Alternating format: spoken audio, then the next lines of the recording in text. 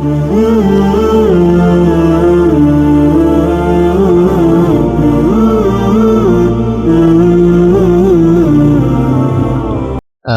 بالله من الشيطان الرجيم بسم الله الرحمن الرحيم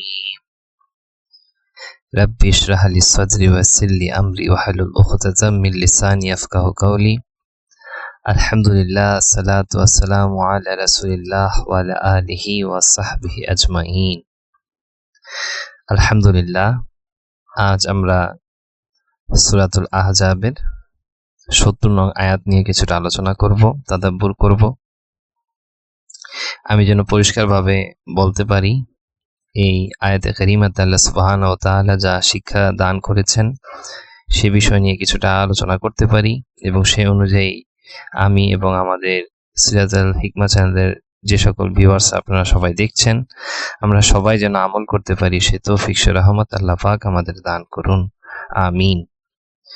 সূরাতুল আহজাবের ৭০ নং আয়াত আল্লাহ সুবহানাহু ওয়া তাআলা এখানে বলেছেন যারা তোমরা ঈমান এনেছো বলে ঘোষণা করো, তোমরা ইত্তাকুল্লাহ আল্লাহকে ভয় করো, ওয়া কুলু কাওলান সাদীদা এবং যখন কথা বলো তখন সঠিক বলো, সত্য বলো।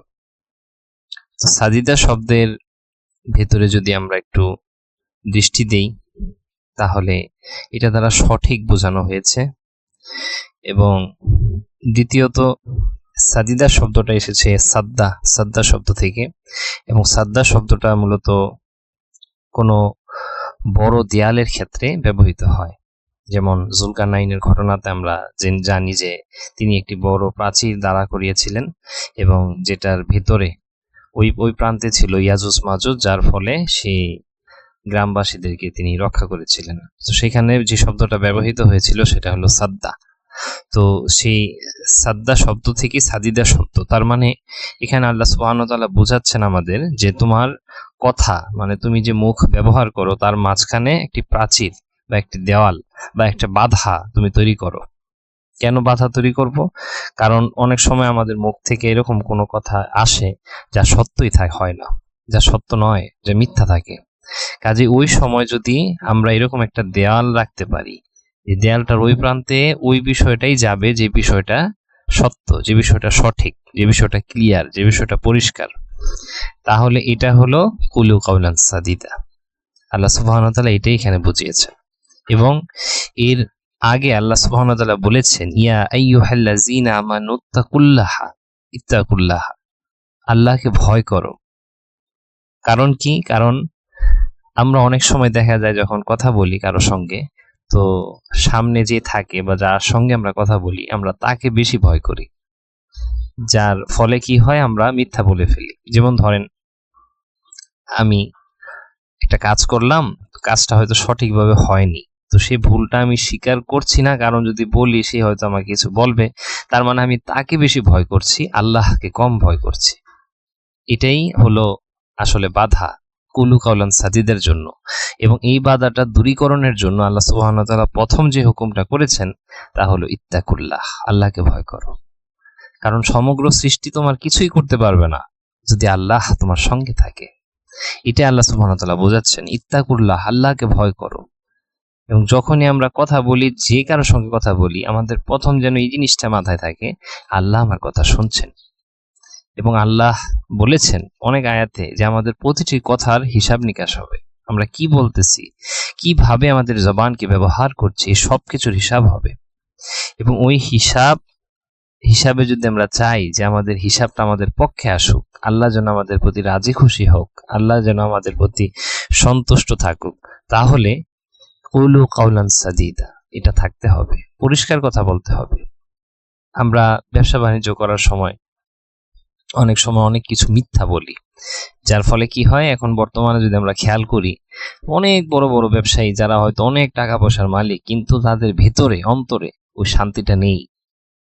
যদি টাকা পয়সা দিয়ে আমাদের শান্তি আসতো তাহলে তাদের এরকম কেন হয় যে তাদের ডিপ্রেশনের ওষুধ খেতে হয়, বা অনেক সময় ঘুম আসে না, নানান ধরনের প্রবলেম থাকেই, কারণ ওটাতে কল্যাণ নেই। আল্লাহ কল্যাণ তখনই ওই টাকা পয়সাতে দান করেন যখন আল্লাহর হুকুম অনুযায়ী আমরা ওই বিষয়গুলো করি। আপনি যদি সৎ পথে ব্যবসা করেন, আমাদের প্রিয় নবীজি রাসূল পাক সাল্লাল্লাহু আলাইহি সাল্লাম বলেছেন যে যারা সততার সঙ্গে ব্যবসা করবেন, ব্যবসা বাণিজ্য করবেন, তারা সিদ্দিক, তারা আমাদের রাসূল পাক সাল্লাল্লাহু আলাইহি সাল্লাম নবী পয়গম্বরদের সাথে তাদের জান্নাত হবে। সুবহানাল্লাহ বলেছেন। অনেক হাদিস আমরা সুন্দরভাবে স্টাডি করলে জানতে পারবো। কাজেই কুলু কাউলান সাদিদা, এটা যেন সব সময় আমরা যখনই কোনো কথা বলি এই আয়াতটা যেন আমাদের মাথায় আসে। ইয়া আইয়ুহাল্লাযিনা আমানু, যারা ঈমানদার বলে আমরা দাবি করি, কারণ আল্লাহ পাক, আল্লাহ সুবহানাহু ওয়া তাআলা মুমিন যে জায়গাতে ব্যবহার করেছেন তার মানে তারা ঈমান পাকাপোক্ত করেছে তাদের অন্তরে। কিন্তু যে জায়গাতে আসছে ইয়া আইয়ুহাল্লাযিনা আমানু, সেই জায়গাতে আল্লাহ বলছেন যারা তোমরা দাবি করো, যদি তোমাদের ভেতরে পাকাপোক্ত করতে চাও ঈমানকে, তাহলে তোমরা এই বিষয়গুলো করো। তারপরে যে বিষয়টা আসে, যেমন ইত্তাকুল্লাহা ওয়া কুলু কাউলান সাদিদা, যদি আসলেই চাও দাবি করো, যদি আসলেই চাও যে আসলেই আমরা ঈমানদার হব, তাহলে আল্লাহকে ভয় করো এবং যখনই কথা বলো পরিষ্কার কথা বলো। সুবহানাল্লাহ, এটা আল্লাহর হুকুম বা কালাম। এবং এর পরের আয়াতে আল্লাহ সুবহানাহু ওয়া তাআলা কি সুন্দর করে বলেছেন যদি আমরা স্টাডি করি। আল্লাহ বলেছেন তিনি তোমাদের জন্য তোমাদের কাজগুলোকে শুদ্ধ করে দিবেন এবং তোমাদের পাপগুলো ক্ষমা করে দিবেন। আর যে ব্যক্তি আল্লাহ ও তার রাসূলের আনুগত্য করে সে অবশ্যই এক মহা সাফল্য অর্জন করলো। সুবহানাল্লাহ, সুবহানাল্লাহ। আল্লাহ বলেছেন যদি আমরা কুলু কাউলান সাদিদা, অর্থাৎ সঠিক কথা বলি, আল্লাহকে আগে ভয় করি, তারপর যে খুশি সে হোক, আমি ভয় করি না আমার ভুলকে, আমি ভয় করি না আমার যে কোনো বিষয়কে, যেটা সত্য সেটা সত্য, সেটা পরিষ্কার, সেটা যদি আমি তার সামনে বলি, তাহলে আল্লাহ কি বলেন পরের আয়াতে, তিনি তোমাদের জন্য তোমাদের কাজগুলোকে শুদ্ধ করে দিবে। সুবহানাল্লাহ, মানে আমাদের কাজগুলো ধীরে ধীরে শুধরোতে থাকবে, আমরা সঠিক হতে থাকবো। দেখবেন যদি আপনি ভুলটা স্বীকার করেন যে হ্যাঁ আমি ভুল করছি, এবং যদি কেউ কিছু বলে তারপরও আপনি তার থেকে অ্যাডভান্টেজ নিয়ে আপনি নিজেকে শুদ্ধ করতে পারবেন, আপনার ভেতরে আল্লাহ সেই নূর দান করবে অন্তরে। সুবহানাল্লাহ, এটাই তো আল্লাহ পাকের পাক কালামের মুজজা, এটাই তো আল্লাহ পাকের পাক কালামের চমৎকার, যদি আমরা ভালোভাবে অধ্যয়ন করি। তো এটাই আমাদের লক্ষ্য থাকবে।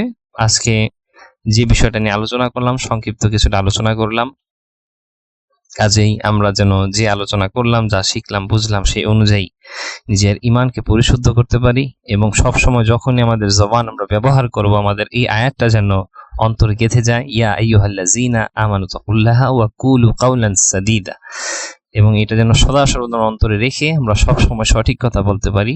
সে তৌফিক, সে রহমত, সে শক্তি আল্লাহ সুবহানাহু ওয়া তাআলা আমাকে এবং যারা আপনারা শুনলেন সিরাতুল হিকমা ভিউয়ার্স যারা আছেন সকলকে দান করুন। আমিন।